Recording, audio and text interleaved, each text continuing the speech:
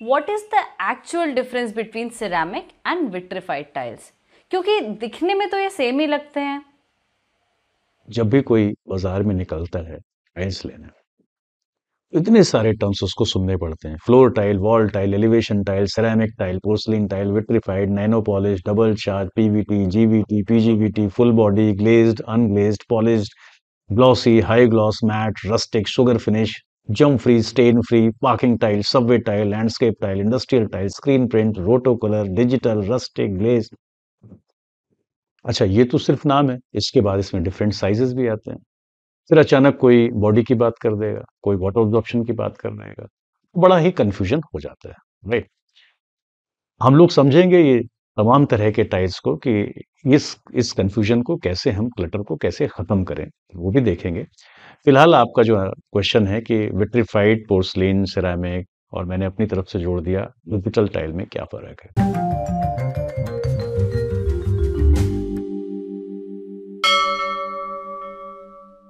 ये आप समझ लीजिए कि दसियों साल से दुनिया का सबसे ज्यादा पूछे जाने वाला सवाल है।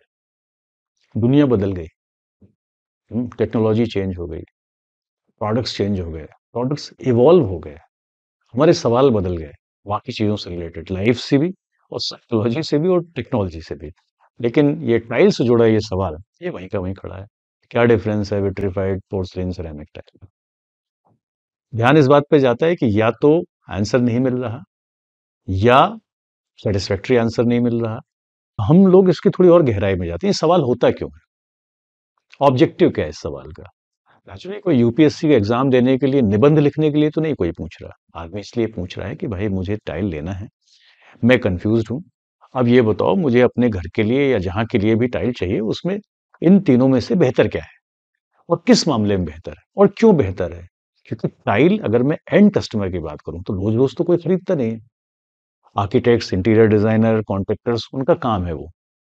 लेकिन जो जो यूजर है, उसके लिए रोज रोज की बात है नहीं। वो तो जब आता है सर पे, और वो निकलता है, और उसके बाद जितनी दुकानें, जितने सेल्समैन, सबका अपना अपना ज्ञान।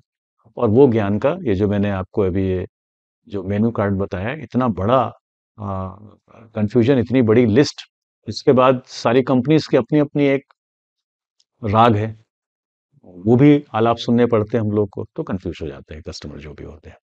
देखिए, विट्रिफाइड, पोर्सलिन, सिरेमिक, डिजिटल, ये सारे के सारे सिरेमिक टाइल ही हैं, जो सिरेमिक मटेरियल से बने हैं। क्ले, फेल्सपार, क्वार्ट्ज और अन्य कुछ मिनरल्स, इनऑर्गेनिक मिनरल्स, इनको सुइटेबल मात्रा में, जिस जैसी हमें क्वालिटी चाहिए होती है, जिस तरह की हमें प्रॉपर्टीज चाहिए होती है, सुइटेबल मात्रा में मिलाया जाता है। होमोजेनाइज पाउडर को हम कॉम्पैक्ट करते हैं एक प्लेट के जैसा, डेकोरेशन बीच में आ जाता है, और फिर हम उसको हाई टेम्परेचर पे फायर करते हैं, सिंटरिंग करते हैं, फायरिंग करते हैं, और वो एक क्रिस्टलाइन और अमॉर्फस मिक्स फेस, ऐसा आप समझ लीजिए, हमको टाइल हाथ में हमारे आ जाता है। सब की प्रोसेस, मेन प्रोसेस यही है। सारे के सारे ये सिरेमिक मटेरियल है। ठीक है। तो विट्रिफाइड भी सिरेमिक है, पोर्सलिन भी सिरेमिक है, डिजिटल भी सिरेमिक, और सिरेमिक तो सिरेमिक है ही। अब आ जाता है पोर्सलिन और विट्रिफाइड को हम ले लेते हैं। विट्रिफाइड टाइल करके ऐसा कोई टेक्निकली डिफाइंड टर्म नहीं है। विट्रिफाइड का मतलब होता है, विट्रिफाइड वर्ड आया विट्रम से, विट्रम ग्लास, लाइक ग्लास। एक घड़ा लीजिए आप मिट्टी का, और एक ग्लास की प्लेट लीजिए, तो जो पानी है, या ब्रिक लीजिए, ठीक है, ब्रिक पानी एब्सॉर्ब कर लेगा, और ग्लास पानी एब्सॉर्ब नहीं करेगा। ये काफी डेंस होता है, इसका स्ट्रक्चर काफी, इंटरनल स्ट्रक्चर काफी रफ भी होता है, और काफी पोरोसिटी नहीं होती इसमें, मतलब कनेक्टेड पोरोसिटी नहीं होती। तो विट्रिफाइड टाइल, उनको हम कहते हैं जो जो विट्रिफाइड होते हैं, इन अ सेंस कि वो ग्लास के जैसे वाटर ऑब्जॉर्प्शन उनमें नहीं होता, पोरोसिटी नहीं होती। ठीक है। बट पोरोसिटी नहीं होती है तो एक रिलेटिव टर्म है। ISO 13006 international standard organization tile से रिलेटेड स्टैंडर्ड्स की बात करता है, और उसमें ये मेंशन है कि जिन टाइल्स की बॉडी का वाटर ऑब्जॉर्प्शन 0.5% या उससे कम होता है, उनको पोर्सलिन के नाम से भी जाना जाता है। ठीक है। टेक्निकल क्लासिफिकेशन ये भी नहीं है, और उसने मेंशन किया है। ठीक है, टेक्निकली जो प्रेसिंग से जो टाइल बनते हैं, अगर उनको हम वाटर ऑब्जॉर्प्शन के हिसाब से क्लासिफाई करें तो ये क्लास B1A कहलाती है, जिसका वाटर ऑब्जॉर्प्शन लेस देन 0.5% या 0.5% होता है। थोड़ा कॉम्प्लेक्स हो रहा है, सुन लीजिए अभी। लीस्ट वाटर ऑब्जॉर्प्शन जो होता है वो पोर्सलिन टाइल का होता है, और वो आईएसओ के हिसाब से है 0.5% और उससे कम। इंडिया में पोर्सलिन टाइल का सिनोनिम की तरह यूज होता है विट्रीफाइड वर्ड, है ना। तो पोर्सलिन और विट्रीफाइड इंडिया में मैक्सिमम जगह कहते हैं कि सेम है, तो ऐसे यूज हो रहा है विट्रीफाइड वर्ड। लेकिन I have seen manufacturers who are calling their tile vitrified even if water absorption is more than 0.5%. 1% they call it vitrified. Even up to 2% some people call it vitrified. Because vitrified तो है, सारे tile vitrified हैं, कुछ ना कुछ तो vitrification सब में है ही ना। ग्लास फेस तो थोड़ी बहुत सब में है ही ना। बट टेक्निकली आप समझ लीजिए कि पोर्सलिन टाइल वर्ड एक ज्यादा करेक्ट वर्ड है, और यहां पर मैं भी विट्रीफाइड को एक पोर्सलिन का सिनोनिम करके यूज कर रहा हूं। तो ये हो गया विट्रीफाइड और सिरेमिक में। ठीक है, अब बात आ जाती है डिजिटल की। डिजिटल क्या होता है? डिजिटल एक प्रिंटिंग मेथोडोलॉजी है। जिन टाइल्स की टॉप सरफेस पे, जिसको फेयर फेस भी कहते हैं, जो डिजाइन कलर जो आप देखते हैं, अगर वो डिजिटल मशीन, डिजिटल प्रिंटिंग कह लीजिए, अगर उसको यूज करते हुए वो डिजाइन बनी है तो उसको डिजिटल टाइल कहते हैं। ऐसा वॉल क्लॉक के जैसा नहीं है कि डिजिटल क्लॉक और analog clock, is nothing like this.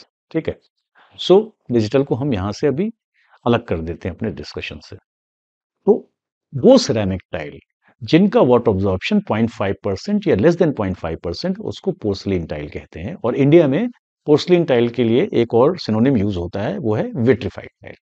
Clear? हमने सवाल किया था कि पूछना क्यों है। हम क्या चाहते हैं कि टाइल पानी ना सोखे, टाइल मेंटेन करने में इजी रहे। ठीक है, टाइल की स्टेनेबिलिटी तब अच्छी होगी जब वो कोई चीज एब्सॉर्ब नहीं करेगा। तो जो हाई वाटर ऑब्जॉर्प्शन टाइल होते हैं उनके ऊपर हमेशा ग्लेज की लेयर होती है। सिरेमिक टाइल जिनको हम बोलते हैं, यानी कि जो पोर्सलिन टाइल नहीं है, उनके ऊपर इसलिए ग्लेज की एक लेयर रहती है। क्यों? ताकि पानी के लिए, ताकि पानी कुछ जाएगा ही नहीं। और जब ग्लेज क्या होते हैं? Glaze is nothing but a layer of glass. ऊपर आपने ग्लास चढ़ा दिया, खत्म हो गया पानी का चक्कर। ठीक है, वाटर ऑब्जॉर्प्शन इसलिए इंपॉर्टेंट है कि वो वाटर के लिए इंपॉर्टेंट नहीं है, वो इसलिए इंपॉर्टेंट है कि वाटर ऑब्जॉर्प्शन से टाइल की बहुत सारी चीजें जुड़ी होती हैं। जैसे उसकी ब्रेकिंग स्ट्रेंथ भी वाटर ऑब्जॉर्प्शन से जुड़ी हुई है। अगर आप सेम थिकनेस के दो टाइल लेंगे, एक का वाटर ऑब्जॉर्प्शन लेस देन 0.5% यानी कि पोर्सलिन है, और दूसरे का मान लीजिए 6% है, सेम थिकनेस में, तो जिसका कम है वाटर ऑब्जॉर्प्शन यानी कि पोर्सलिन टाइल का, उसका ब्रेकिंग स्ट्रेंथ ज्यादा होगा, है ना।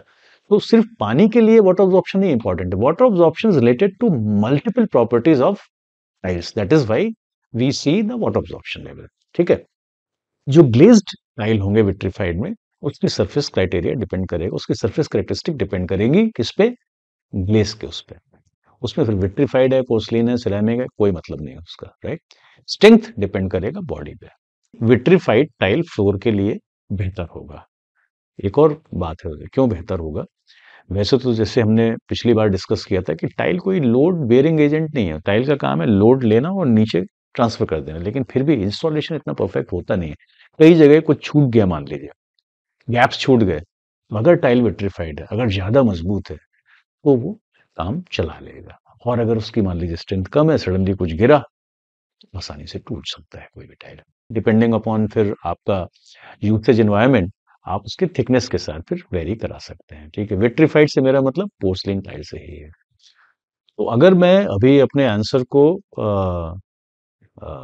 समराइज करूं तो मार्केट टर्मिनोलॉजी से कंफ्यूजन होता है, और जितने तरह की टर्मिनोलॉजी है, इतने टाइप की, एक्चुअली टेक्निकली इतने तरह के टाइल है नहीं।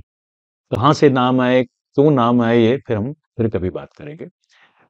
डबल चार्ज एक विट्रीफाइड टाइल है, जीवीटी भी एक विट्रीफाइड टाइल है, जो दो तरह के मैंने विट्रीफाइड टाइल बताया। और vitrified is not a technical term, technical term है पोर्सलिन टाइल, इससे बेटर है, राइट। पोर्सलिन की फिर भी एक डेफिनेशन है, विट्रीफाइड की कोई डेफिनेशन नहीं है, लेकिन क्योंकि ज्यादातर लोग इंडिया में विट्रीफाइड और पोर्सलिन सिनोनिम ही मानते हैं, इसलिए हम ये बोल रहे हैं कि विट्रीफाइड टाइल दो तरह के हैं, एक ग्लेज्ड और एक अनग्लेज्ड। ठीक है। अनग्लेज्ड विट्रीफाइड टाइल में आता है डबल चार्ज, अनग्लेज्ड टाइल में आता है जो फुल बॉडी अनग्लेज्ड पोर्सलिन है, वो भी आता है उसमें। और एक पहले आता था, अभी भी कुछ बहुत बेसिक टाइल है, सॉल्युबल सॉल्ट की प्रिंटिंग के साथ में पॉलिश्ड विट्रीफाइड टाइल। ठीक है। तो पॉलिश्ड विट्रीफाइड टाइल ये पीवीटी करके बाजार में कई बार जाता है, इसमें ग्लेज नहीं है, और इसमें सबसे ज्यादा बिकने वाली कैटेगरी है डीसी, डबल चार्ज वाली। ठीक है। इसमें दो लेयर आपको दिखेगी, ऊपर की करीब 2 से 3 mm की, और नीचे की 4-5 mm की। राइट, वो डबल चार्ज है पूरा विट्रीफाइड ही हो, यानी कि high breaking strength, good for floor, चाहे आप अनग्लेज लें या ग्लेज लें, vitrified tile is better for floor. Digital floor tile, ये पोर्सलिन भी हो सकता है, यानी कि विट्रीफाइड भी हो सकता है, और नॉन पोर्सलिन भी हो सकता है, क्योंकि डिजिटल एक डेकोरेशन टेक्निक है, इसका टाइल के टेक्निकल क्राइटेरिया से कोई लेना देना नहीं है। आजकल जो सबसे ज्यादा फास्टेस्ट ग्रोइंग कैटेगरी है वो है जीवीटी, ग्लेज विट्रीफाइड टाइल। ये पॉलिश वैरायटी में भी आती है, मैट में भी आती है, बहुत डिफरेंट फिनिशेस में आती है। विट्रीफाइड के कारण इसकी ब्रेकिंग स्ट्रेंथ काफी ज्यादा होती है, और ग्लेज्ड के कारण इसमें डिजाइन की पॉसिबिलिटीज बहुत ज्यादा बढ़ जाते हैं। घर के लिए, घर के एनवायरनमेंट के लिए लगभग सारी वैरायटी के टाइल चल सकते हैं। हाँ, आप जो बहुत हाई वाटर ऑब्जॉर्प्शन के टाइल फ्लोर पे मत लगाएं। तो मेरे ख्याल से कि अब ये सवाल का उत्तर आपको हर तरीके से मिल गया है। मेरी आपसे रिक्वेस्ट है कि इसको और भी जितनी लैंग्वेजेस में हो, आप अपने हिसाब से इसको ट्रांसलेट करके लोगों तक पहुंचाइए, क्योंकि 15-20 साल से एक ही सवाल हो रहा है बार बार, अच्छा नहीं लगता। कुछ नए सवाल आने दीजिए।